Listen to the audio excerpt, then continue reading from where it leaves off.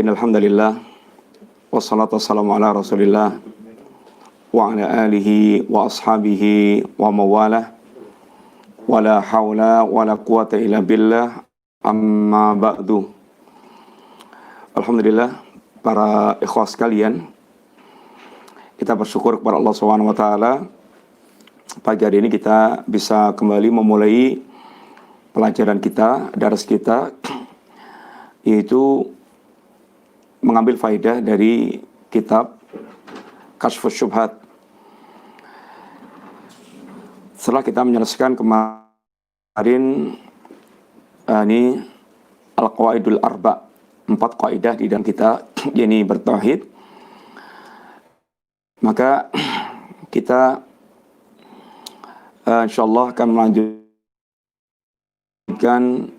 bahasan kita kepada kitab Kashfus Syubhat. Dan sungguhnya harusnya kita belajar usul salasah, kita belajar kitab tauhid, kita belajar akidah wasitiyah, kemudian kita baru masuk ke Kashfus Syubhat. Akan tapi mudah-mudahan bekal-bekal yang sudah didapatkan para ikhwas sekalian berkaitan dengan pelajaran tauhid, kita bisa mengikuti pelajaran Kashfus Syubhat. Dan juga kitab ini juga ada mukadimahnya sebelum beliau menyampaikan berbagai macam syubhat yang berkaitan dengan perkara tauhid. Sehingga kitab ini seperti yang telah kita jelaskan kemarin, insyaallah ada awalannya, itu ada mukadimahnya, beberapa perkara yang beliau ingin sampaikan, poin-poin penting yang berkaitan dengan masalah tauhid. Baru setelah itu nanti beliau akan membawakan beberapa syubhat dan bantahannya. Dan ini mengingatkan kepada kita sekalian, para ikhwas sekalian, bahwa di depan mata kita dalam kita beragama ini selalu akan dihadapkan kepada para musuh, syaitan dari kalangan jin maupun syaitan dari kalangan manusia. Dan di antara cara mereka untuk merusak atau untuk membelokkan manusia dari jalan yang hak dengan cara menebar syubhat, dengan cara yaitu menyampaikan berbagai macam syubhat, kerancuan-kerancuan di dalam yaitu memahami agama. Kalau kita globalkan, para ulama globalkan bahwa fitnah yang mengancam manusia itu dua, yaitu fitnah syahwat dan fitnah syubhat. Kalau fitnah syahwat itu sasarannya adalah rusaknya hati manusia, artinya tidak peduli lagi dengan ajaran agama karena ingin memuaskan syubhat, ingin memuaskan syahwatnya. Karena ingin memuaskan syahwatnya, dia nggak lagi dengan ajaran agama. Contoh, orang kalau sudah bersyahwat dengan harta, maka dia tidak peduli lagi apakah cara dia mencari harta itu halal atau haram. Maka yang penting dia bisa mengumpulkan harta.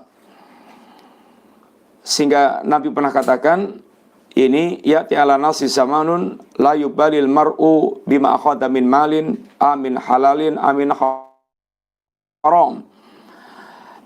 Bahwa akan datang suatu zaman di mana seorang tidak peduli lagi dengan harta yang dia kumpulkan, apakah dengan cara yang halal atau dengan cara yang haram.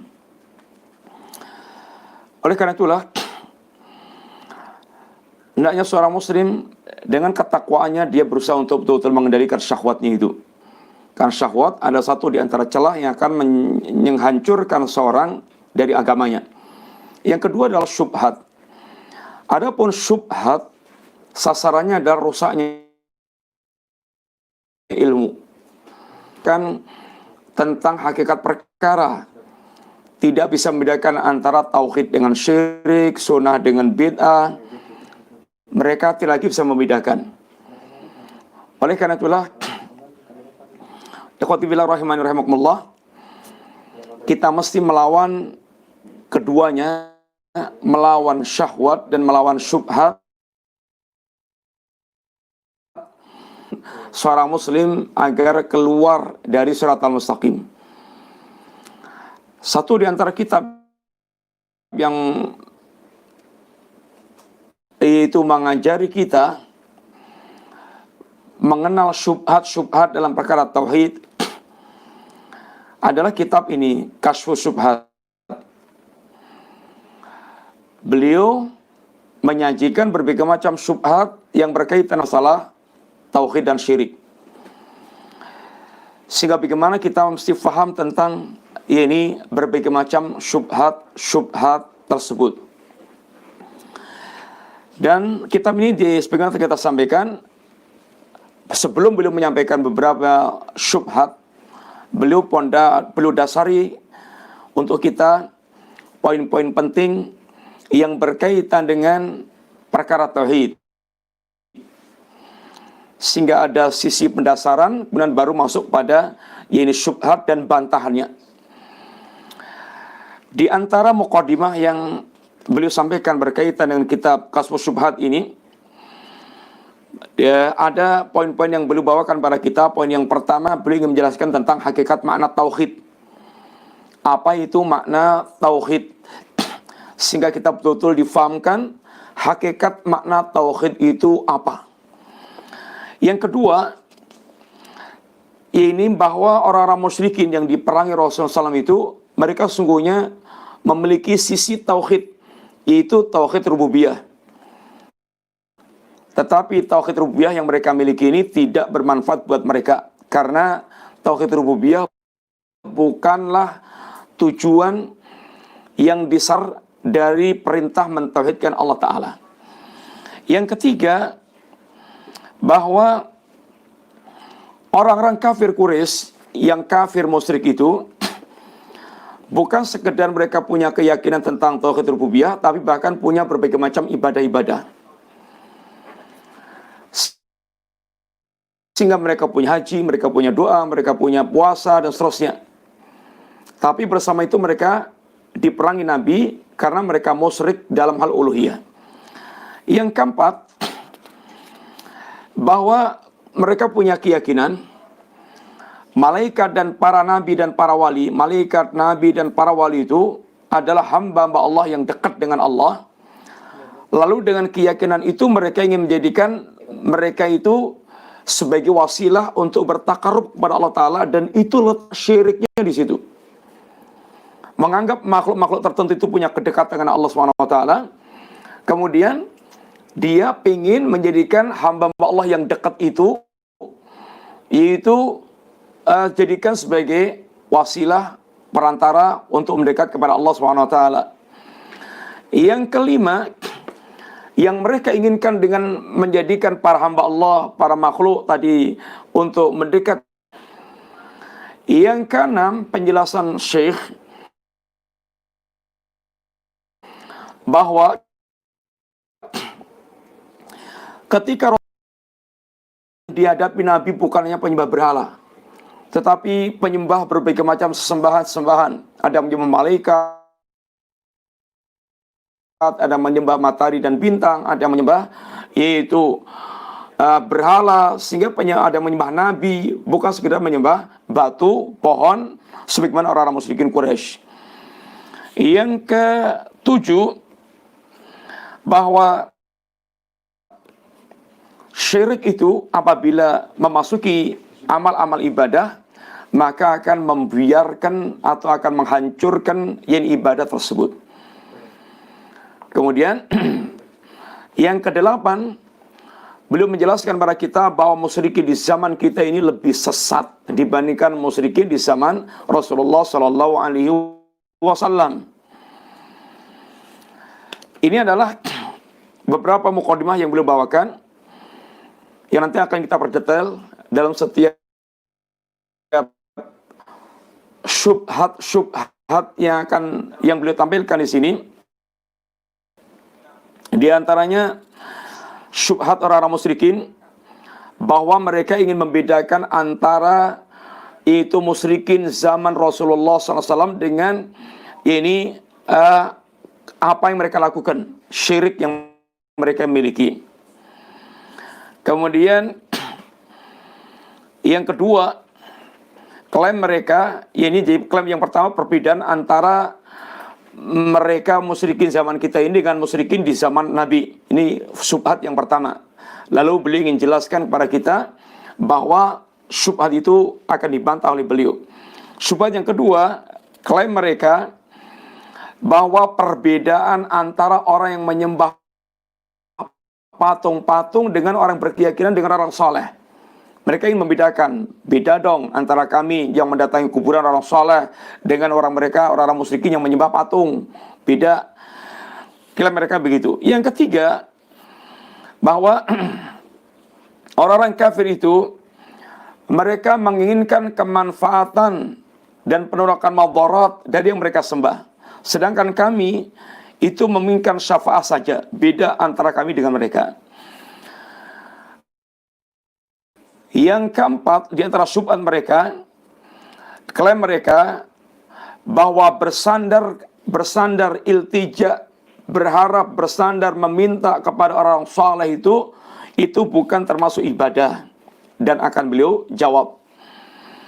Yang kelima, ini kerancuan mereka yang tidak bisa membedakan antara syafaat yang syariah dan syafaat yang syirkiyah. Sehingga akan beliau jelaskan apa itu syafaat yang syar'i yang dibolehkan dan syafaat yang syirik yang diharamkan akan beliau jelaskan.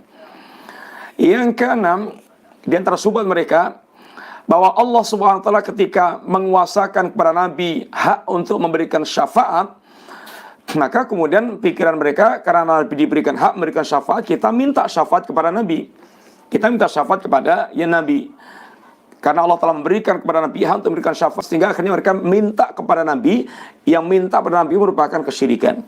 Yang ketujuh, bahwa klaim mereka bahwa iltijaknya mereka kepada orang-orang saleh bukan syirik. Kemudian syirik itu khusus, mereka klaimnya syirik itu khusus kalau orang beribadah kepada berhala.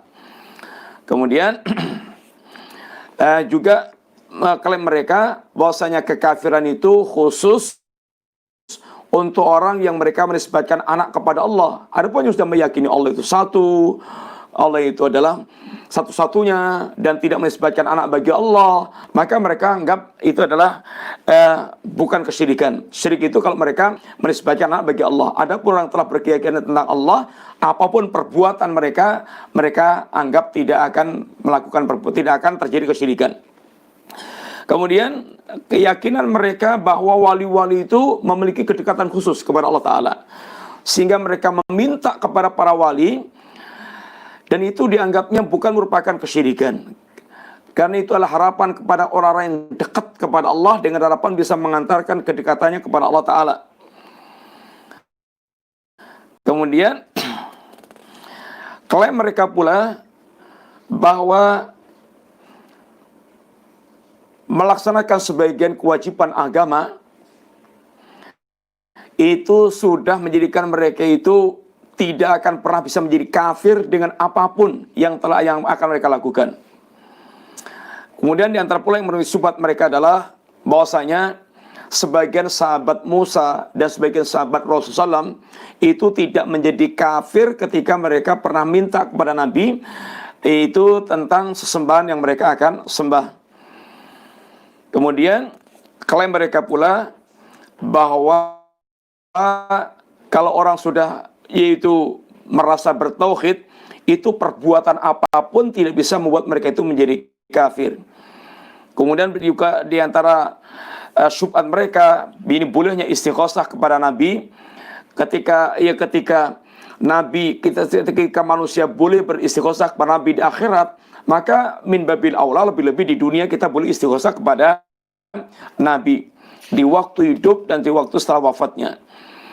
Kemudian termasuk syubhat mereka adalah ketika Jibril menawarkan pertolongan kepada Nabiullah Ibrahim alaihissalam. Dengan demikian kita juga boleh beristighosah kepada ini makhluk. Ini beberapa syubhat yang ada pada mereka. Itu adalah mukadimah yang beliau bawakan dan beberapa syubhat yang akan beliau bawakan di dalam pembahasan kitab yang akan kita bahas ini. Ikhwati billah, insyaallah kita akan mengawali yaitu dari poin-poin yang telah kita sebutkan tadi. Kita lihat sekarang, kita antum simak yaitu kitab kasus buatnya, antum simak masing-masing, lihat bisa lewat PDF, bisa lewat kitab yang Anda miliki. Syekh mengawali kitabnya dengan Bismillahirrahmanirrahim. Kalimat ini juga sebagaimana telah kita sampaikan, mengawali dengan Bismillahirrahmanirrahim ini perkara yang masyru'. Pertama, dalam rangka untuk iktidaan kitabillah, dalam rangka untuk mengikuti kitab Allah yang setiap suratnya diawali dengan basmalah, Bismillahirrahmanirrahim. Yang kedua, iktidaan bi Rasulillah SAW, dalam rangka untuk itu mengikuti, dalam rangka untuk meneladani Rasulullah SAW. Kenapa? Karena Nabi mengawali surat dakwahnya, risalahnya, perjanjiannya, dia dengan Bismillahirrahmanirrahim. Seperti umpamanya ketika Nabi mengirim surat dakwah ke Heraklius, Bismillahirrahmanirrahim, Amin Muhammadin Rasulillah ila Herakl Adhimir Rum. Ada bismillahnya. Perjanjian Hudaybiyah juga asalnya adalah dengan bismillah. Tapi mereka protes untuk mengganti dengan Bismillahirrahmanirrahim. Mereka tidak mengenal Ar-Rahman Ar-Rahim. Ini adalah intinya bahwasanya mengawali bismillah itu adalah dalam rangka untuk mengikuti Rasulullah, meneladani Rasulullah SAW. Yang ketiga, di antara tujuan dengan bismillah adalah lil isti'anah, dalam rangka untuk meminta pertolongan kepada Allah SWT. Karena menyadari tentang lemahnya, menyadari tentang itu dhaifnya, fakirnya seorang hamba kepada Allah, yang hamba merasa total mutlak membutuhkan Allah Subhanahu wa taala. Ya ayuhan nas antumul fuqara'u ila Allah, wahai manusia, kalian semua adalah orang yang fakir kepada Allah Subhanahu wa taala, orang yang fakir kepada Allah taala.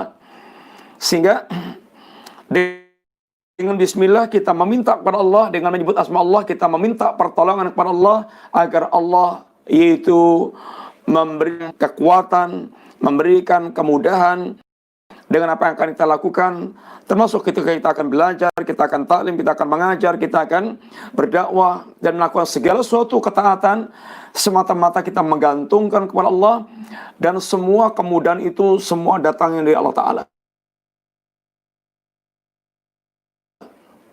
Ajarkan pada kita doa yang senantiasa kita baca tiap pagi dan sore. Ini Allahumma asli, Allahumma asli sya'ni kullah. Ya Allah, perbaikilah seluruh urusan kehidupanku. Kita punya urusan dengan banyak pihak. Kita punya urusan dengan diri kita sendiri, dengan keluarga, anak, istri, dengan masyarakat, dengan orang tua, dengan segala macamnya. Itu semuanya membutuhkan itu kekuatan kita untuk bisa mewujudkan itu semuanya. Tidak akan terwujud sebuah kebaikan pada diri kita kecuali dengan pertolongan Allah Subhanahu wa taala. Sehingga hendaknya kita senantiasa meminta pertolongan kepada Allah Subhanahu wa taala. Kemudian yang keempat berkaitan dengan ucapan basmalah, yaitu dalam rangka litabarruk, thalabul barakah, dalam rangka untuk mencari keberkahan dari apa yang kita lakukan itu. Yang barakah sendiri maknanya adalah banyaknya kebaikan. Sehingga apa yang kita lakukan berkah, apa yang kita tulis berkah, apa yang kita pelajari berkah. Berkah itu sesuatu yang melahirkan kebaikan. Dikatakan umur Anda barakah, yaitu umur Anda Masya Allah, waktu-waktunya itu sangat barakah. Hampir tidak ada detik-detik yang terlewatkan kecuali untuk ketaatan dan kebaikan. Sehingga ini betul-betul sangat barakah. Harta Anda barakah, Masya Allah, tidak ada rupiah yang keluar kecuali untuk kebaikan. Ini namanya barakah. Sehingga barakah itu adalah ini tumbuh berkembang, yaitu kebaikan dan tetapnya kebaikan tersebut yang kita inginkan itu. Maka Nabi mengajarkan kepada kita dalam permintaan yang kita minta kepada Allah dalam urusan khususnya berkaitan dengan urusan dunia, hendaknya jangan lupa untuk kita minta keberkahannya. Wa barik fima a'taitaka. Ya Allah jangan ya Allah berkailah apa yang Engkau berikan kepada kami. Wa barik fima a'tait. Ini ya Allah berkailah apa yang Engkau berikan kepada kami. Sehingga yang kita inginkan keberkahan. Karena dalam keberkahan itu ada kandungan kebaikan yang terus-menerus yang sangat banyak. Ini diantara makna ya bismillah. Sehingga termasuk barokahnya ketika kita makan dengan bismillah. Di antaranya adalah makanan yang barokah yang bisa mendorong kita semakin taat kepada Allah Ta'ala, menguatkan badan kita, membuat fresh. Kemudian juga syaitan tidak akan nimbrung di dalam makanan yang kita makan itu.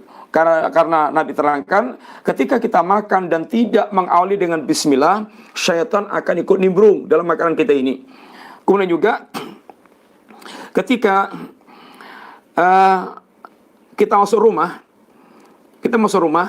dan kita tidak mengucapkan basmalah, maka syaitan akan mengatakan kepada teman-temannya, kita punya tempat bermalam pada malam ini. Sehingga dengan basmalah akan menjauhkan dari berbagai macam kemudaratan dan akan mendatangkan berbagai macam kemanfaatan, itulah barokah. Lihat berikutnya sekarang. I'lam rahimakallah anna tauhidah wa ifradullah subhanahu wa ta'ala bil ibadah. Beliau mengawali, ketahuilah semoga Anda senantiasa dalam rahmat Allah, dalam curahan rahmat Allah Ta'ala. Kalimat i'lam ini kalimat tanbih, kalimat peringatan, kalimat pengingat, penggugah. Kalimat penggugah. Supaya setiap kita memiliki perhatian, digugah dengan awalan kalimat i'lam, ketahuilah. Maka orang bersiap-siap, itu mempersiapkan diri untuk mengetahui apa yang akan diajarkan oleh sang guru, sehingga ada kesiapan khusus. I'lam rahimakallah, yang semoga Allah mencurahkan rahmat kepada Anda. Semoga Allah mencurahkan rahmatnya kepada Anda. Orang yang tercurah rahmat atau orang yang dirahmati Allah SWT, ikhwati billah, ini orang itu masa lalunya diampunkan oleh Allah Ta'ala. Saat sekarangnya diberikan taufik oleh Allah SWT. Masa yang akan datangnya dijaga oleh Allah SWT. Ini orang mereka mendapatkan curahan rahmat Allah Ta'ala. Masa lalunya diampunkan Allah, artinya memang dia diberi semangat oleh Allah SWT untuk melakukan amal-amal yang bisa menghapuskan masa lalunya. Bertaubat, beristighfar, memperbanyak kebaikan, meneguhkan tauhid, menyempurnakan tauhid, hapus amal yang masa lalu. Yang sedang kita lakukan sekarang ini, Allah memberikan taufik yang pada kita. Allah memberikan taufik yang pada kita. Itu menjadikan amal kita lurus, sesuai dengan tuntunan, sesuai dengan ajaran Allah SWT dan Rasulnya. Ini adalah mendapatkan taufik. Hatinya tergerak untuk mengamalkan dan amalnya benar sesuai dengan tuntunan ini syariat. Kemudian untuk masa yang akan datang, kita dijaga oleh Allah SWT. Kita dijaga oleh Allah SWT. Sehingga Allah menjaga kita. Allah SWT menjaga dari ketergelinciran dengan penjagaan Allah SWT. Ini kalimat, ini ungkapan rahimakallah merupakan doa. Dan ini juga mengingatkan kepada kita bahwa seorang dai semestinya memiliki kelembutan seperti itu. Seorang dai hendaknya betul-betul dia menyimpan keinginan baik, menyimpan kelembutan dan hirs. Yaitu sangat ingin sekali seandainya setiap orang yang dakwah itu menerima dakwahnya. Yaitu memahami Islam, bisa mendapatkan hidayah Allah SWT. Sehingga dia akan berbuat sebaik-baiknya untuk orang yang dia dakwai, supaya mereka bisa betul-betul menerima ini hidayah atau mendapatkan hidayah Allah Subhanahu wa taala. Termasuk diantaranya dengan doa-doa. Jangan lupa kita ketika berdakwah pula berdoa kepada Allah untuk para mad'u Anda mendapatkan hidayah Allah dari kefahaman, memahami apa yang Anda sampaikan, dimudahkan memahami apa yang sampaikan. Dia concern dalam belajar, mudah dalam memahami apa yang Anda sampaikan, sampai punya kerentak kemauan untuk melakukan apa yang itu Anda ajarkan kepada mereka sebagai ilmu, sehingga betul-betul ada sifat rahmah dalam dirinya itu. Karena Allah SWT pun Nabi pun mengajarkan kepada kita, irhamu man fil ardi, bumi, Allah yang di langit akan menyayangi kepada Anda. Kemudian beliau katakan, anna tauhida huwa ifradullah subhanahu wa ta'ala bil ibadah. Yang namanya tauhid itu adalah Anda beribadah kepada Allah subhanahu wa ta'ala, itu ini Anda mengesahkan ibadah Anda semata-mata untuk Allah Ta'ala.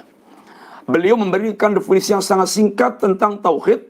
Tauhid adalah wa ifradullahi bil ibadah. Tauhid itu adalah mengesahkan Allah dalam perkara ibadah. Insyaallah kita sudah belajar bahwa tauhid itu ada 3 macam: rububiyah, uluhiyah, asma dan sifat. Dan orang tidak dikatakan mentauhidkan Allah kecuali mentauhidkan 3 hal ini. Mentauhidkan rububiyah, uluhiyah, asma dan sifat. Kalau hanya sekedar pengakuan tentang rububiyah saja, maka tidak mereka dikatakan bertauhid. Bertauhid apabila mentauhidkan Allah dalam 3 perkara ini. Tapi Syekh di sini beliau mencukupkan definisi tauhid dengan tauhid uluhiyah. Ini bahwa tauhid itu adalah mengesahkan Allah dalam perkara ibadah. Dan ini sudah cukup. Ini sudah cukup. Kenapa? Karena orang yang telah mentauhidkan Allah dalam perkara ibadah, orang yang telah mentauhidkan Allah dalam perkara ibadah, itu otomatis pasti sudah mentauhidkan Allah dalam perkara rububiyah dan kesempurnaan sifat. Sekali lagi, orang yang telah mentauhidkan Allah dalam perkara uluhiyah, itu pasti sudah mentauhidkan Allah dalam perkara rububiyah dan perkara itu asma dan sifat. Kenapa? Karena yang berhak disembah itu adalah yang punya rububiyah dan yang punya kesempurnaan sifat. Yang berhak disembah itu yang punya rububiyah dan punya kesempurnaan sifat. Yang tidak punya rububiyah dan tidak punya kesempurnaan sifat tidak berhak untuk disembah. Oleh karena itulah Allah Subhanahu wa taala menjelaskan dalam ayat Al-Qur'annya, di sana ada sesembahan yang hak, sesembahan yang asli, yang sebenarnya, dan ada sesembahan yang palsu. Ada sembahan yang palsu. Dzalika bi annallaha huwal haq wa anna ma yad'una min dunihil batil. Yang demikian itu karena sungguhnya Allah adalah sembahan. Pertanyaannya, kenapa Allah sembahan yang hak? Karena Allah pemilik rububiyah dan karena Allah pemilik kesempurnaan sifat. Kenapa selain Allah ada sembahan yang batil? Karena selain Allah tidak memiliki rububiyah dan tidak memiliki kesempurnaan sifat.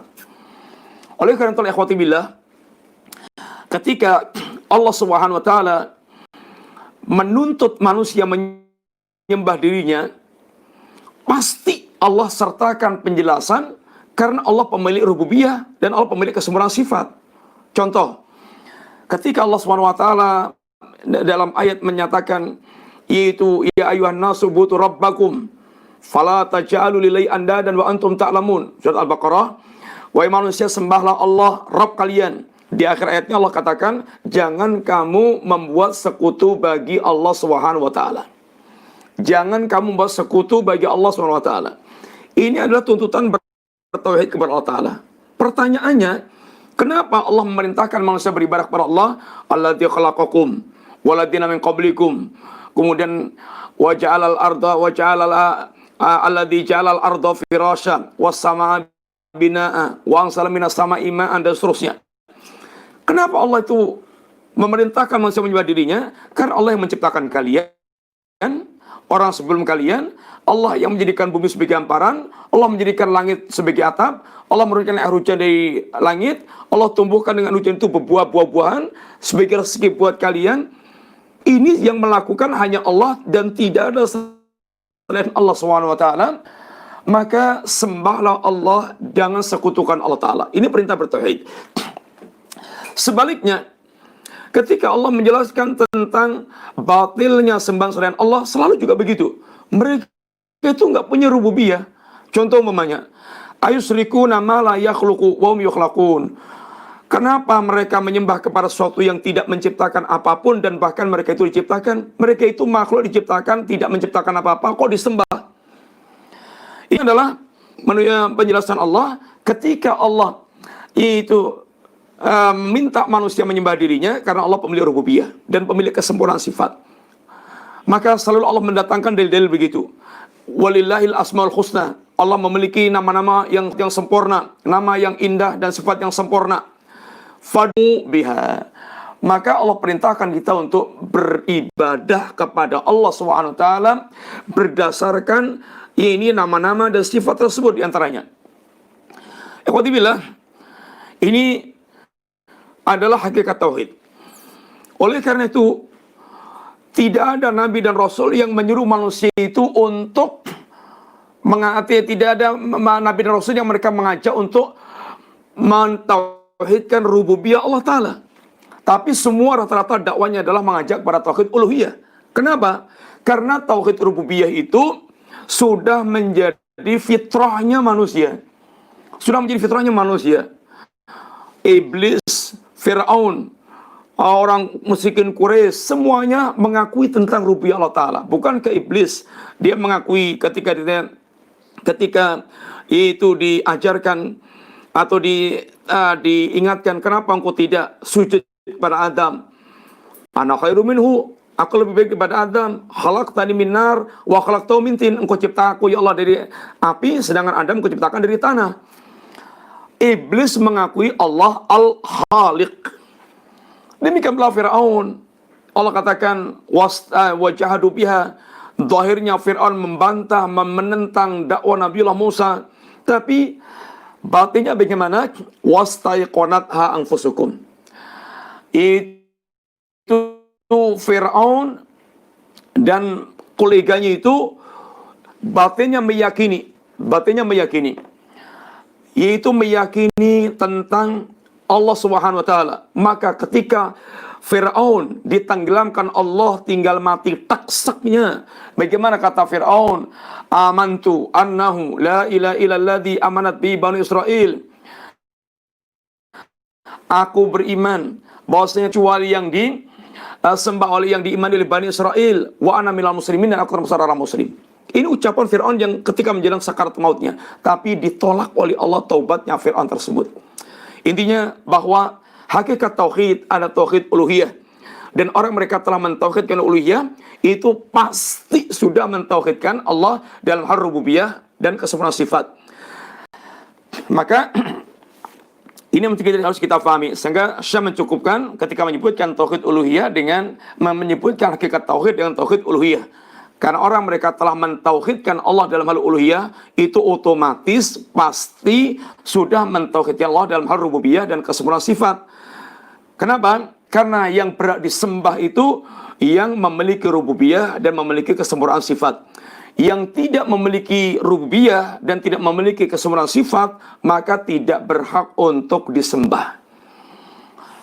Kemudian poin berikutnya adalah ucapan itu Syekh wa huwa dinur rasul, dan tauhid yang dan tauhid uluhiyah ini adalah agama semua para rasul. Semua para rasul mereka agamanya adalah Islam, dan semua mereka mendakwahkan tauhid. Arsalahumullahu bihi ila ibadi, yang Allah mengutus para rasul itu kepada hambanya untuk mengajarkan tauhid. Semua para nabiullah alaihi salatu wassalam mereka adalah seorang muslim dan mereka mengajarkan tauhid. Allah Subhanahu wa taala hanya punya satu agama, yaitu dinul Islam. Dan Allah Subhanahu wa taala yang mengutus semua para nabinya dan mereka dibawahi ajaran Islam. Dan hakikat Islam itu adalah at-tauhid. Syekh ketika menjelaskan tentang Islam dengan makna agamanya semua para nabi dan rasul, beliau mengatakan al-Islamu, Islam itu adalah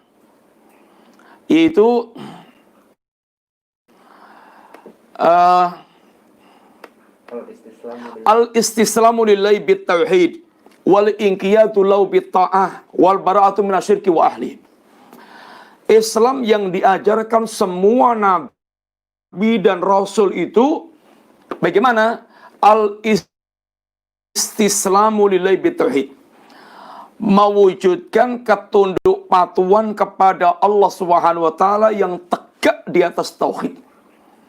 Sehingga tauhid ini ruhnya Islam. Tidak ada tauhid, tidak ada Islam. Karena hakikat Islam di tauhid ini yang membedakan Islam dengan seluruh agama yang ada adalah tauhid ini. Maka tanpa tauhid tidak ada Islam.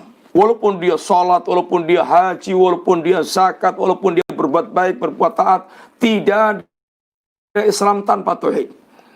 Tauhid ada ruhnya, ini Islam. Kemudian wal inqiyadu lahu bi ta'ah. Islam itulah ketunduk patuhan. Sehingga sifat seorang mukmin yang paling utama, yang paling pokok adalah sami'na wa ta'na. Bagaimana dia tunduk dan patuh secara mutlak dengan agama ini. Dan Islam itu wal bara'atu minasyirki wa ahli, berlepas diri berlepas diri dari syirik dan para pelakunya. Ini hakikat Islam begitu. Yang dikembangkan di zaman kita ini Islam tanpa tauhid, Islam tanpa ada ketundukan, dan Islam tanpa al-wala' wal bara'. Ini yang dikembangkan Islam liberal, Islam rusak-rusakan, Islam yang para da'inya adalah pemikirannya liar, namanya liberal, liar. Islam tanpa tauhid, sehingga yang berhak untuk masuk surga bukannya kaum muslimin aja, bukan hanya orang Islam aja. Bahkan dianggapnya menafsirkan Islam dengan tafsiran yang rusak. Islam itu pasrah. Sehingga kalau sudah pasrah itu pokoknya dia menjadi muslim walaupun tidak beragama Islam. Ruwet. Apa yang mereka ucapkan karena berangkat dari otaknya, pemikirannya, kemudian menjadi kerusakan pemikiran yang merusak, yang meracuni, yaitu masyarakat. Sehingga bukan hanya orang Islam yang berhak untuk masuk ke dalam jannah. Ini kerusakan pemikiran. Kemudian diajari setiap kita itu kritis dengan syariat, sehingga bahkan selalu membangkang syariat, yaitu menghujat syariat. Apa yang telah paten dalam agama dihujat, dirusak, dikritisi. Mereka tidak pernah kritis kepada iblis dan orang kafir, tapi mereka kritis dengan Al-Quran dan As-Sunnah. Ini karena memang otaknya sudah rusak. Ini kerusakan menimpa pada pikiran mereka. Dan Islam tanpa baro'ah dengan syirik. Sehingga Islam yang bahkan welcome dengan syirik, welcome dengan kekufuran, welcome dengan orang-orang musyrikin, tidak ada baro'ah dengan mereka. Kafir, orientalis yang kafir, yang tidak pernah siap untuk mereka, ini berislam dengan baik. Para pemirsa kaum muslimin, ini adalah hakikat Islam. Ini Islam yang seperti inilah Islam agamanya semua nabi dan rasul. Setiap nabi dan rasul adalah muslim. Nabiullah Nuh mengatakan, wa umirtu an akuna minal muslimin. Aku diperintahkan Allah untuk menjadi seorang muslim. Kemudian Nabiullah Ibrahim mengatakan, in aslamtu lillahi rabbil alamin. Aku Islam berserah diri kepada Rabbul Alamin. Bahkan berwasiat kepada anak cucunya, ya baniya, innallaha astafa lakumuddin fala tamutunna illa wa antum muslimun. Wahai anak cucuku, sungguhnya Allah telah memilihkan untuk kalian agama, maka jangan pernah sekali-kali kalian yaitu mati kecuali di atas Islam. Nabiullah Musa mengatakan, alaihi tawakkalu in kuntum muslimin. Hendaklah kalian bertawakal kepada Allah, hanya kepada Allah kalian bertawakal. Wahlikni bisalihin. Ini wafatkan aku di atas Islam dan kumpulkan aku dengan orang saleh. Bilqis dia mengatakan aslamtu ma Sulaiman, aku Islam bersama dengan Sulaiman. Nabiullah Isa pengikutnya mengatakan kepada muslimin, sehingga Islam agama semua nabi dan rasul tanpa kecuali. Mereka adalah muslim dan mereka mendakwakan Islam, dan Islam itu kepalanya, pokoknya, utamanya adalah mentauhidkan Allah Subhanahu wa taala. Sehingga seluruh nabi dan rasul dakwah mereka tauhid. Dalam surat Al-A'raf Anda bisa lihat di sana kisah Allah sebutkan kisah para Nabiullah alaihi salatu wasallam, kisah dakwahnya, yang kemudian nabi-nabi itu memiliki dakwah yang sama, apa itu? Ya qaumi ibudullaha ma lakum min ilahin ghairu. Wa sembahlah Allah yang tidak ada sembahan yang hak kecuali Allah Subhanahu wa taala. Wa sembahlah Allah yang tidak ada sembahan yang hak buat kalian kecuali Allah taala. Semua nabi ini ucapan Nabiullah Nuh, ucapan Nabiullah Hud, ucapan Nabiullah Saleh, ucapan Nabiullah Shu'aib, dan semua nabi mengucapkan kalimat semisal itu. Atau ucapan Rasulullah SAW adalah qulu la ilaha illallah. Ucapan kalimat la ilaha illallah sama dengan ini yaitu ya qaumi ibudullah ma lakum min ilahin ghairuh. Ini kalimat yang sama memiliki makna, ini makna tauhid. Sehingga agama tauhid adalah agama seluruh para nabi dan rasul yang Allah mengutus mereka semuanya dengan agama ini tauhid tersebut. Pertemuan kita cukup sekian dulu, jam 9. Ada agenda lain, mungkin ada pertanyaan-pertanyaan yang bisa antum tanyakan, silakan. Insyaallah kita kasih kesempatan untuk bisa kita jawab apabila ada pertanyaan. Dan mudah-mudahan kedepannya kita bisa melakukan dengan rutin melanjutkan pembahasan kita ini. Demikian ikhwah, mudah-mudahan manfaat bagi mukadimah kita pada hari ini. Kajian kita lewat Zoom, mudah-mudahan bermanfaat dan mudah-mudahan diberkahi Allah Subhanahu wa taala. Dan kita cukupkan sekian. Ada pertanyaan? Enggak ada. Bismillah, pertanyaan pertama. Assalamualaikum warahmatullahi wabarakatuh. Waalaikumsalam warahmatullahi wabarakatuh. Bagaimana menyikapi jika suami tidak membimbing istri dan anak untuk semakin dekat dengan Allah?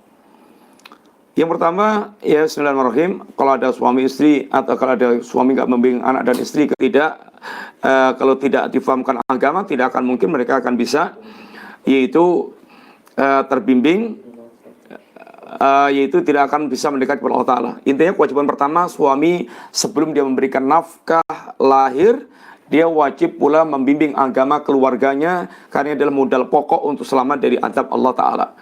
Diingatkan dan kemudian juga penuh kesabaran, sehingga sifatnya sekarang istri yang sudah memiliki kesadaran dengan agama harus bagaimana menjadi daiyah atau menjadi daiyah yang berusaha untuk mendakwai suaminya dengan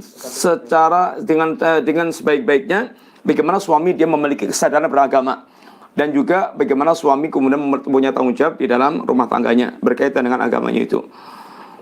Berubahlah menjadi daiyah, berubahlah menjadi orang statusnya mengajak, sehingga penuh dengan kesabaran, kemudian terus tidak pernah putus asa, tidak henti-hentinya. Demikian wallahu a'lam bishawab. Jazakallahu khairan atas jawabannya Ustaz. Pertanyaan berikutnya, Ustaz, itu ceramahnya di mana? Ini kan virus corona, Ustaz. Ceramahnya di rumah lah. Ceramahnya di rumah.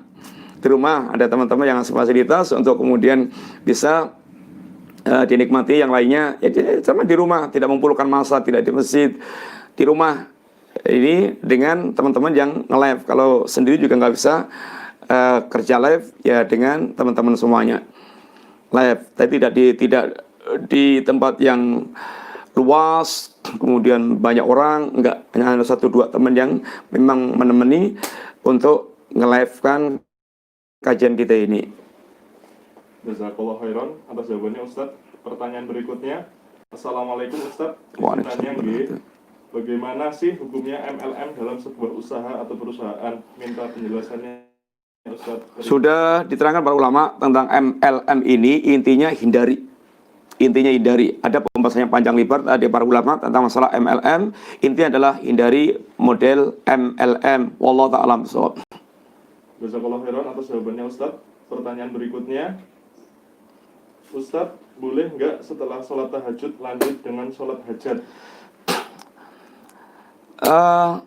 sholat hajat itu bisa satu waktu dan bisa masuk dalam sholat malam. Intinya bisa siang, bisa malam, bisa pagi, bisa sore. Ketika ada hajat, maka silakan sholat dan minta kepada Allah Subhanahu Wa Taala. Dan kalau sholat malam namanya saya qiyamul lail.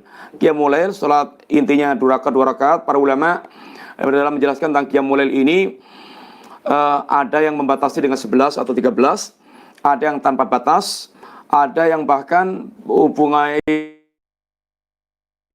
itu penjelasannya itu tuntas, tapi lama-lama kalau berdirinya nggak lama-lama bisa dipendek-pendekkan, bisa bilangannya nggak terbatas. Yang penting kemudian sholat malam itu ditutup dengan witir. Ditutup dengan witir. Sehingga sholat malam itu diakhiri ditutup dengan witir. 2 rakaat, bisa 11, bisa 13, atau bisa bahkan sebagai ulama tidak terbatas.